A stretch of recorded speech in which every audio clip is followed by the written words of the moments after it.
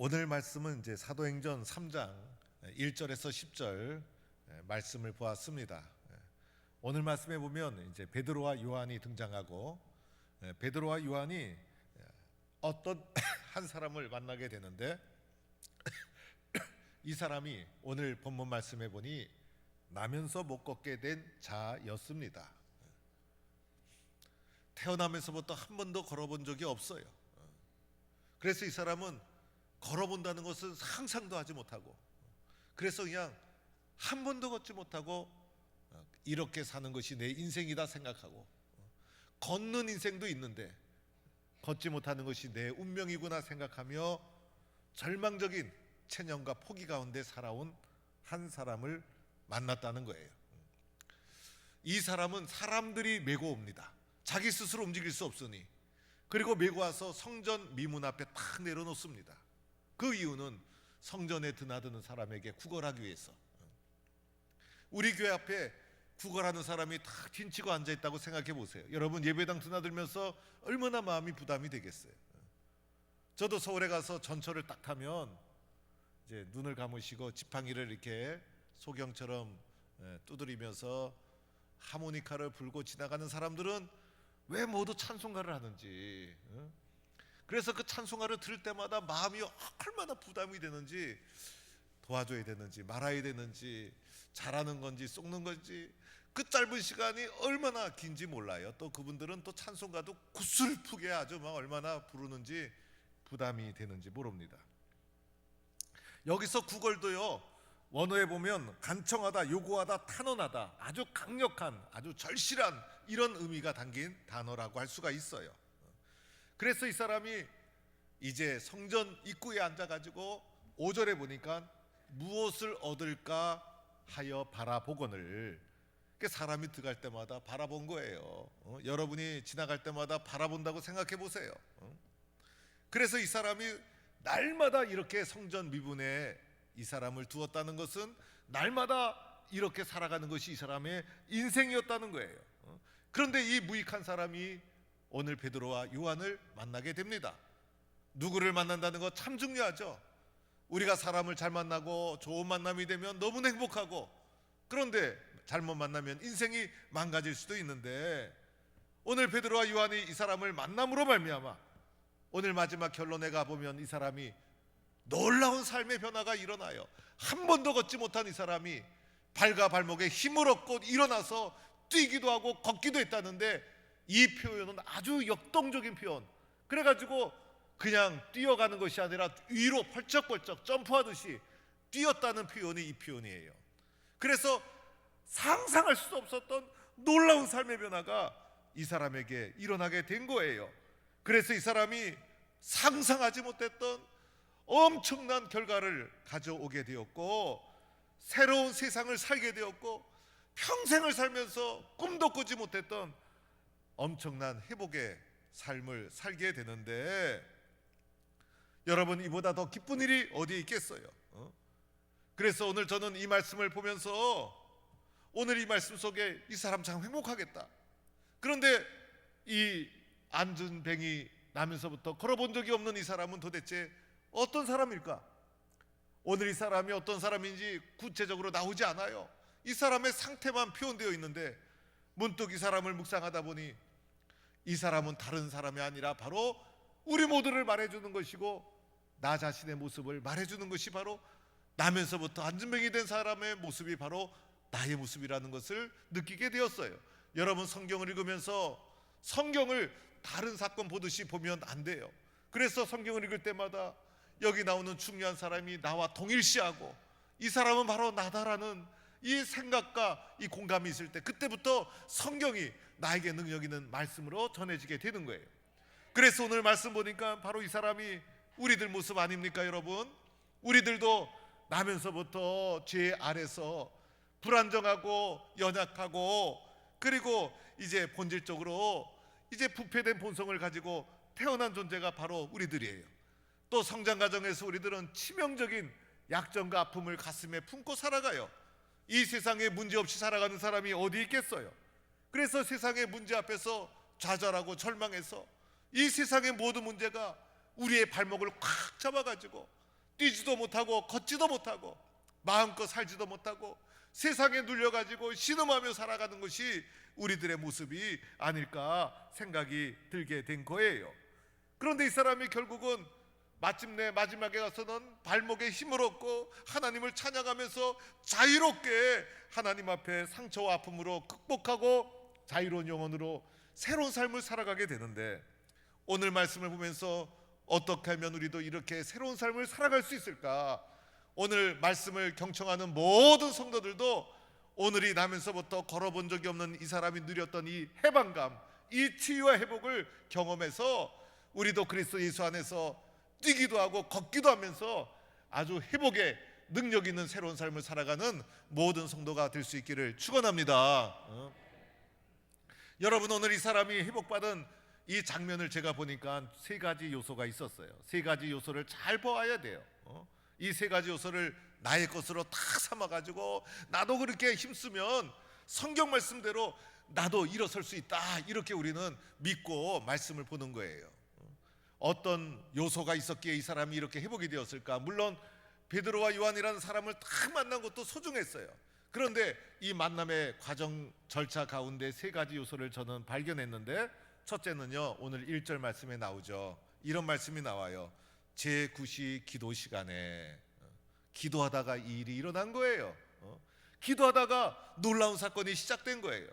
기도하면 은혜가 시작되는 것이고 문제가 풀어지기 시작하는 것이고, 모든 문제의 시작은 기도에서부터 시작이 되어져야 되는 거예요. 오늘 그런데 제9시 기도 시간이라고 했죠. 이 제9시는요, 오늘 우리가 지키는 9시를 말하는 것이 아니라 오늘 이 9시는요 오후 3시를 가리켜요.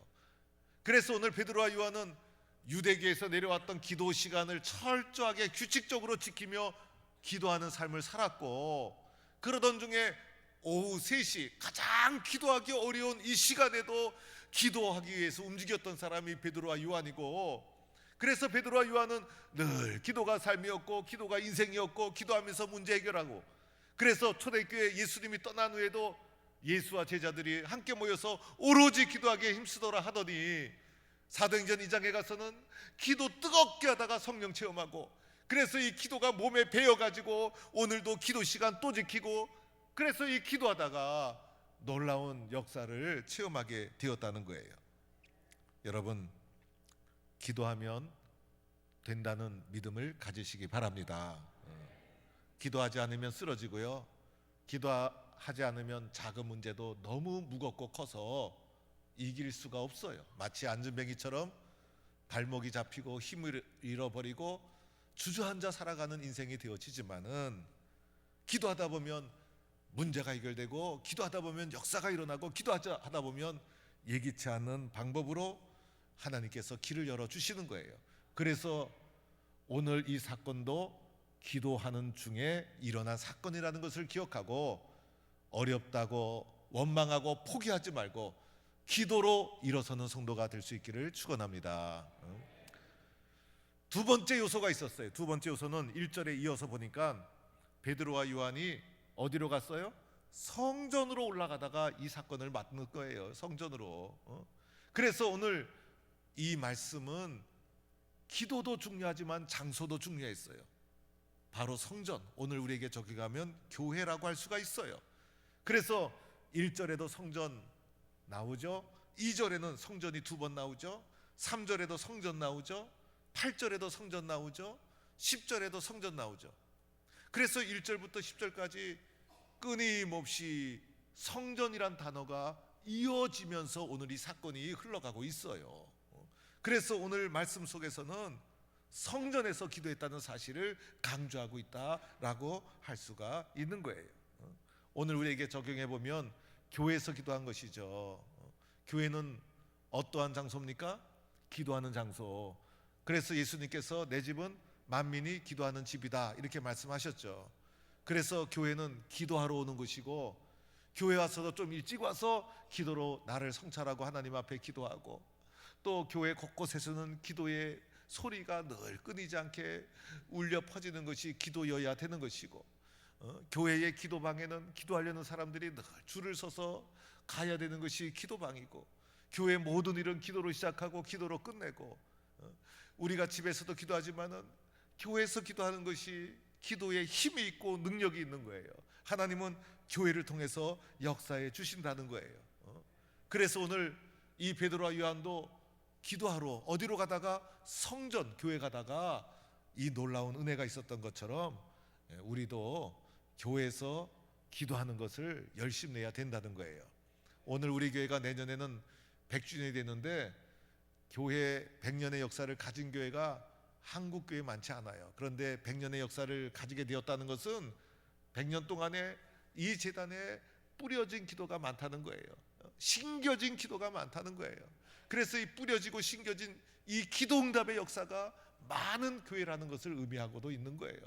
우리가 이 시대 살면서 우리도 또한 많은 기도를 이 재단에 심고 많은 기도를 이 재단에 뿌려서 우리뿐 아니라 우리 후손들도 기도 응답의 능력으로 살아가는 우리 후손들이 될 수 있도록 우리가 교회에서 기도하는 것을 우리가 힘써야 하는 것이고, 그때 놀라운 역사가 일어나게 되는 거예요. 교회에서 기도가 살아있으면요, 예기치 않은 기적도 일어나고 예기치 않은 응답도 일어나고 예기치 않은 성도도 막 놀라운 사건이 일어나는데, 기도하지 않으면요 작은 시련에도 쓰러지고 또 힘을 잃어버리고 그렇게 되어지는 거예요. 자, 세 번째 요소가 있어요. 세 번째 요소가 가장 중요한 요소라고 할 수도 있어요. 결정적인 요소인데, 그것은 베드로와 요한이 나사렛 예수 그리스도의 이름으로 일어나 걸으라 선포했다는 거예요. 누구의 이름으로? 나사렛 예수 그리스도의 이름으로. 그래서 오늘 이 사람을 보자 베드로와 요한이 맨 처음에는 우리를 보라 이랬죠. 오늘 이 사람은 구걸을 하면서 은가금을 바라보고 세상을 바라보며 주저앉고 살았는데, 베드로와 요한도 한때는 세상 바라보며 살았어요. 그런데 예수님 만나고 나서 예수님에게 붙잡혀서 복음을 전하는 사람으로 살아가는 베드로와 요한이 이 걷지 못했던 자에게 우리를 봐라, 우리를 봐라, 세상만 보지 말고 예수 그리스도 바라보며 살아가는 우리를 봐라. 그리고 그에게 이렇게 말하죠. 은가금은 내게 없거니와 내게 있는 것을 내게 주니 나사렛 예수 그리스도 이름으로 일어나 걸으라. 그죠? 그래서 여기서 중요한 것은 나사렛이라는 것도 중요해요. 예수님이 자란 곳 고향인데 그 나사렛에서 자랐던 자연인 그 예수가 바로 그리스도라는 신앙의 고백이어 선포한 거예요. 그래서 다름 아닌 예수님의 이름으로 선포하고 증언할 때 예수님의 이름에는 능력이 있어서 이 사람이 일어나고는 역사가 일어난 거예요. 맨 처음에 이 사람이 이 선포를 들었을 때 마음속에서 이제 조금 믿음이 들어가고 순종하는 마음이 들어가서 일어나려고 했지만은 자기 힘으로 일어날 수 없었을 거예요. 그러나 그때 베드로와 요한이 말씀 선포 후에 손을 탁 잡고 당기니까 발목에 힘이 들어가고 일어서게 되어서 뛰기도 하고 걷기도 하면서 하나님을 찬양하게 되었는데, 우리도 서로가 기도하고 말씀으로 선포하고 그렇게 될 줄로 믿고 교회에서 부르짖지만은 먼저 믿은 성도들이 손을 잡아주고 도와주고 땡겨주고 기도로 후원해주고 이럴 때 함께 그리스도 예수 안에서 놀라운 역사가 일어나게 될 줄로 믿습니다. 그래서 오늘 이 세 가지 요소, 제일 중요한 것은 예수 그리스도의 이름, 그리고 교회에서, 그리고 기도하다가 이렇게 일어나는 놀라운 삶의 변화가 일어난 것처럼 우리도 교회에서 기도하면서 예수님의 능력을 믿고 나가면 우리의 삶도 새롭게 변화되고 일어서고 축복받는 놀라운 역사가 일어나게 될 줄로 믿습니다. 그런데 오늘 저는 이 말씀을 보면서 1절에 제 눈을 유달리 사로잡는, 묵상하게 만드는 단어가 있었어요. 바로 베드로와 요한이라는 단어였어요. 다른 때는 이 본문을 읽어도 베드로와 요한이 그랬구나 이렇게 읽고 지나갔는데, 이번에 말씀을 준비하면서도 유달리 베드로와 요한을 묵상하고 생각하게 되었어요. 오늘 이 말씀을 잘 보면요, 이 말씀은 베드로와 요한이 행하는 사건이 아니라 예수님이 행했으면 딱 좋았을 사건이에요. 그렇죠? 그래서 예수님께서 성전에 기도하러 가시다가 성전 입구에서 안전뱅이를 딱 본 거예요. 그래갖고 예수님께서 언제부터 이렇게 되었느냐, 무엇을 원하느냐 그랬더니 이 사람이 예수님을 딱 바라보더니 예수님 나 고쳐주세요. 그러니까 예수님께서 믿음대로 될지어다 일어나 걸으라 라고 하면서 예수님이 이 사람을 딱 이렇게 세워줘서 이 사람이 너무 기뻐가지고 뛰기도 하고 걷기도 하면서 예수님을 찬양했다. 이렇게 사건이 기록되면 사람들이 다 보고 저도 보고 야 당연하다 우리 예수님 훌륭한 일을 하셨구나 이렇게 기쁜 마음으로 쫙 받아들이는데 예수님이 아니라 누가 했어요? 베드로와 요한이 했다는 거예요. 그것도 사도행전에 제자들이 행한 이적 중에 첫 번째 이적으로. 그래서 이 말씀은 또 의미가 있어요. 제자들이 예수님 떠난 후에 첫 번째 이적으로 이렇게 행한 것을 보여줌으로 말미암아 오늘 그 이후를 살아가는 우리들도 지치고 힘들고 쓰러지고 넘어졌을 때 오늘 이 베드로와 요한처럼 이렇게 행하라는 이 샘플, 모델을 보여주고 있는 거예요. 문제 해결 방법을 오늘 이 사건을 통해서 우리에게 보여주는 거예요. 문제 해결 방법은 뭐죠? 교회에서 기도하면서 예수님의 이름으로 문제가 해결되고 일어나고 회복되는 놀라운 역사가 일어난다는 이 방법을 우리에게 모범적으로 보여주고 있는 본문이다 할 수가 있어요. 그런데 오늘 예수님이 행하셨으면 딱 좋은데 놀랍게도 예수님이 행했던 그 똑같은 이적이 우리가 똑같은 사람 베드로와 요한을 통해서도 이루어지고 있더라는 거예요. 베드로와 요한이 우리가 똑같은 사람인데 예수님이 행했더라면 예수님 당연하시지 예수님이 이렇게 행하셨구나 이렇게 믿을 텐데 예수님이 행했던 그 이적을 그 놀라운 사건을 베드로와 요한이 행했다는 거예요. 우리가 똑같은 무엇을 말해주는 것일까요? 여러분 오늘 이 베드로와 요한이 성전에서 기도하고 예수님의 이름을 선포했을 때 예수님이 행했던 그 능력이 바로 베드로와 요한에게도 옮겨져서 바로 그 능력이 베드로와 요한에게도 전이가 되어서 예수님이 행했던 그 놀라운 표적을 베드로와 요한도 오늘 사도행전 3장에서 나면서부터 걷지 못한 자를 일으키는 놀라운 역사를 일으키게 되었다는 거예요. 그런데 베드로와 요한만이 이 놀라운 사건을 행하는 자였을까요? 오늘 예수님이 베드로와 요한에게 자신의 능력을 옮겨주시고 전이시켜 주신 것처럼 똑같은 예수를 믿는 우리들이 어렵고 힘들 때 예수님만이 고쳐줄 수 있어요. 예수님만이 해주실 수 있어요. 예수님 저는 기도밖에 없어요. 주님 이 교회는 주님의 몸이잖아요. 이 교회 예배당에서 눈물을 적시며 예수님의 능력을 믿고 절대적으로 순종하며 한 마음으로 기도할 때 예수님이 베드로와 요한에게 주셨던 그 능력을 전이시켜 주셨듯이 또한 똑같이 예수 믿는 우리들에게도 우리 주님께서 그 능력을 옮겨 주셔서 놀라운 역사가 기도하는 오늘 우리들에게 이 순간에도 일어나게 될 줄로 믿습니다. 여러분 그것을 보라는 거예요. 그것을.